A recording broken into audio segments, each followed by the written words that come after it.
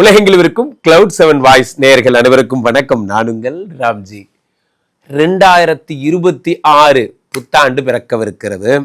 இந்த புத்தாண்டு யாருக்கெல்லாம் மகிழ்ச்சியை தரப்போகிறது, என்னெல்லாம் நடக்கும், யார் யார் லைஃப் எல்லாம் அப்படியே ஃப்ளைட்டில் போக போகிறது அப்படிங்கிறதெல்லாம் பார்க்க போகிறோம். அவ்வகையில் நமக்கே ஒரு ஸ்டைலில் ராசி ரீதியாக பார்க்கலாம். நண்பர்களே, இந்த வருடம் மிக முக்கியமான ஒரு பயிற்சியாக, மிக முக்கியமாக குரு பயிற்சி நடக்கிறது. இப்போ ஜூன் மாதம் 1ஆம் தேதி, ரைட். அதோட டிசம்பர் 6ஆம் தேதி யார் வரா? ராகு பகவானுடைய பயிற்சி கும்பத்திலிருந்து மகரத்திற்கு வருகிறது, ரைட். இது 2 தான் பயிற்சியை, மற்றபடி பெரிய பயிற்சிகள் எதுவும் இல்லை. இது 2 தான். ஸோ இதை பேஸ் பண்ணி ஜூனுக்கு முன்னாடி எப்படி இருக்கும், ஜூனுக்கு பின்னாடி எப்படி இருக்குங்கிறது தான் 2026 புத்தாண்டு பலனே. தனுசராசிக்காரர்களை பொறுத்த வரைக்குமே உங்களுடைய வாழ்க்கையில் என்ன நடக்கும்?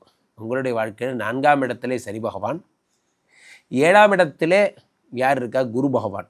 லைஃப்பில் ஜூனுக்கு முன்னாடி கல்யாணம் ஆகாதவங்களுக்கு கல்யாணம் ஆகும், வெளிநாடு போக போகிறீங்க, அடி தூள் பண்ணுறீங்க. இந்த அந்த 1 வருஷமும் அந்த 6 மாதமும் ஃபாரின் தான். சில பேருக்கு நேரம் வந்தால் எங்கே பிஸி சுற்றுறதுனே தெரியாமல் சுற்றுவாங்க. பிஸியோ பிஸி. ஒரே நெதர்லாண்டு, சுவிட்சர்லாந்து, டென்மார்க், அப்படி வரிசையாக சுற்றிட்டே இருக்கிறது. என்னங்க இத்தனை கண்ட்ரி சுற்றுறீங்க? ஷெங்கன் விசா, ஒரே விசா தான். அங்கங்கே ஊர் பக்கத்தில் பஸ்ஸில் மாறிட்டு போனால் போதும். யாராவது கேட்கும்போது இன்றைக்கி டென்மார்க்கில் இருக்கிறேன், நாளைக்கு சுவிட்சர்லாந்தில் இருக்கேன், ஃப்ரான்ஸில் இருக்கேன்னு ஒரு பீதியை கொடுக்க வேண்டியது. இப்போ 7ஆம் இடத்துல குரு பகவான் இருக்கும்போது ஏதோ ஒன்று ஃபாரின் ட்ராவல்லையே வச்சுருப்பான். மலேசியா போயிட்டா தாய்லாந்து, சிங்கப்பூர் ஃப்ரீ, அவ்வளோதான். பக்கத்துலேயே பஸ்ஸில் போய்க்கலாம். அந்த மாதிரி தான். ஸோ அந்த மாதிரி ஏதோ ஒன்று, ஆனால் கண்ட்ரியாக ட்ராவல் ஆவீங்க இந்த ஜூன் வரைக்கும். அடுத்ததாக 8ஆம் இடத்துல குரு மறைகிறார். இது சச் எ பேட் இவெண்ட். ஆனால் அஷ்டம குரு கஷ்டங்களைத்தான் தரும். விருச்சிக ராசிக்காரங்களுக்கு 9ஆம் இடத்து குரு உச்சம்னா உங்களுக்கு 8ஆம் இடத்து குரு உச்சம். ராம வீட்டு கோழி சோமு வீட்டில் முட்டையிட்டதாம். அந்த மாதிரி உங்களுக்கு வர்ற பலன்கள்லாம் இன்னொருத்தனுக்கு போகுது. இப்போ நீங்கள் ஏதாவது ரிப்போர்ட் போடும்போது நீங்களே போய் டீம் லீடர்கிட்ட கையெழுத்து வாங்கி செக்டு போய் அப்ரூவ்டு போய் ப்ரிப்பேர்டு போய் நான் தான் போட்டேன், இந்த ரிப்போர்ட் நான் போட்டது தான் என்று சொல்லிவிட்டு பைலில் வைங்க. கொஞ்சம் நகர்ந்தாலும் பக்கத்தில் இருக்கிறவங்க கொண்டு போய் அவன் வாங்கிட்டு போயிடுவான். உங்களுடைய கிரெடிபிலிட்டி எல்லாம் இன்னொரு இடத்துல போகும். ரொம்ப ஜாக்கிரதையாக இருங்க. 8ஆம் இடத்துல குரு வரும்போது தீர்த்தவாரி.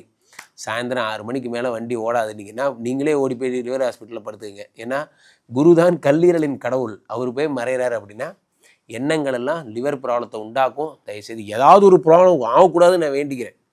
சமீபத்தில் கூட ஒரு சின்ன திரை பிரபலம் ஒருத்தர் இறந்தபோது உடனே ஒரு 300 டாக்டர் இதே ஒரு பொழப்பாக வந்துடுறாங்க. வந்துட்டு நீங்கள் பண்ணு தின்னா தப்பு, தண்ணி குடித்தா தப்பு, நெல்லிக்காய் தின்னா தப்பு, ஏய் பயமுறுத்தாதீங்கடா, வாழை விடுங்கடா ப்ளீஸ்ரா அப்படிங்கிற மாதிரி. 8ஆம் இடத்துல குரு பகவான் மறைஞ்சாலும் போதும் இவனுங்க எல்லாரும் வந்துடுறாங்கப்பா லிவர்னா என்னன்னு சொல்கிறதுக்கு. அதனால் லிவரின் அருமையை நீங்களே புரிஞ்சுக்கோங்க.